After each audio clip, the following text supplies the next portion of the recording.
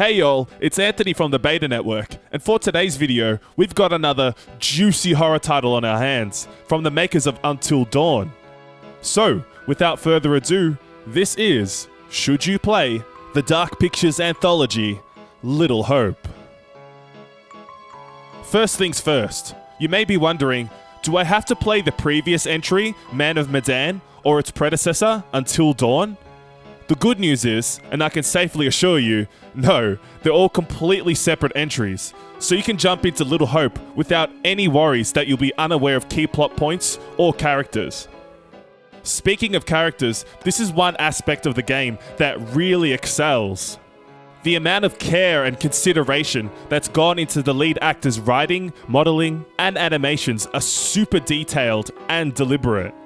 There's a real sense of camaraderie and dynamics between our protagonists, the cast straddling that line of serious, yet campy dialogue near perfectly, compelling you to continuously watch these personas in all their glory, and most importantly, survive the night. The voice acting is top-notch across the board as well, albeit with some slight hiccups here and there. Nothing's perfect, but the overall quality is a true mark of excellent character writing and performance direction. You're drunk. What a surprise. I just caught the game with the guys, honey. That's it. That's not it. Never is. There's talk. Some of us may be losing our jobs. The You've factory... been saying that for years. I'm more worried about Megan. What's wrong with Megan? She looks okay to me. Everything looks okay after 10 beers. I'd go as far to say that they're actually more polished than Until Dawn's fan-favorite lineup. Controversial, I know. Though the manner they're portrayed in is expertly refined too. The character model designs intuitively sell their respective traits and how they respond or react to certain situations. And the way that their inner thoughts and feelings are visibly apparent in their facial expressions, subtle eye movements, or even in the slightest shrug of the shoulders are super high quality and painstakingly well constructed here. You'd be forgiven for thinking this is a real-life A-class horror film. It's that good. So, what's Little Hope all about? Well, the story follows a group of 4 college students and their professor as they're involved in a major bus crash right outside the abandoned New England town of Little Hope. To make matters worse, the town once had a history of witch trials and underhanded corruption, making it the home of a strange, supernatural evil in today's era and covering it in a thick, inescapable fog. The group must then piece together the history of the town and the source of said evil, if they wish to survive Little Hope. Since this is a heavily story-driven cinematic experience, I won't go into plot specifics or show any visual spoilers, but what I can say is that this game's events will have you hooked right till the end. The same level of class that went into the characters is present here as well, and once you complete the story, you'll be itching to go back and experience all the branching paths this game has to offer. It really took hold of me from start to finish, pacing itself out with masterful precision. If you've played Until Dawn or Man of Medan before, then the survival horror and thrills will all feel very familiar. I know what to expect from these games now, so the jump scares and the series' general horror approach don't always catch me off guard, although a few of the scares are quite unique in their design and did get to me from time to time. Plus there are some real palm-sweating moments, not gonna lie, especially in the more intense scenes, because you don't want any of the characters to go early. If you're enjoying this video so far, make sure you hit that subscribe button and press all on the bell notifications. The more subscriptions we get from viewers like yourself, the more we can grow, and the more content we can deliver straight to your YouTube homepage. Thanks for your support. Big props to the overall ambiance for its foggy, Silent Hill 2-like atmosphere.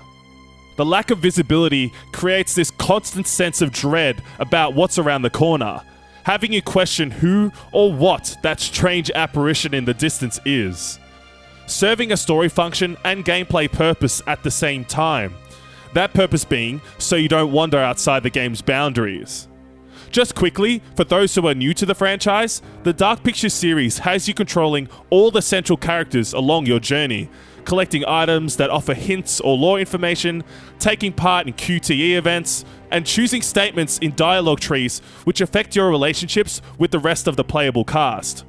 All these elements matter in deciding who lives or dies, but don't stress yourself out too much, since you won't find a game over screen or score ranking system to speak of. Play as good or bad as you possibly can. It's up to you. One persistent issue I've had with Until Dawn, the previous title, and now Little Hope, has been the premonition hint system. For those who don't know, they're basically just short clips that highlight possible bad outcomes for the protagonists. My only issue is that when they show certain characters being killed, their face is so zoomed in on the camera that you'll have no idea what to look for, or even when they take place, pretty much defeating its own purpose. That being said, they will help out once in a while though. In comparison to Man of Medan, there haven't been any major gameplay additions, besides a local pass the controller option when you switch characters, and a 2-player online co-op mode.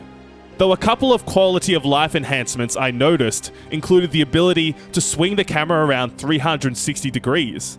Another being how QTE events will now alert you before they actually start happening. Definitely a massive improvement over Man of Medan. Also, some of the transitions from certain dialogue choices in Man of Medan had some noticeably awkward transitions. There'd occasionally be some rather odd reactions or dialogue from the cast, or the lighting at times wouldn't be fully congruent between scenes.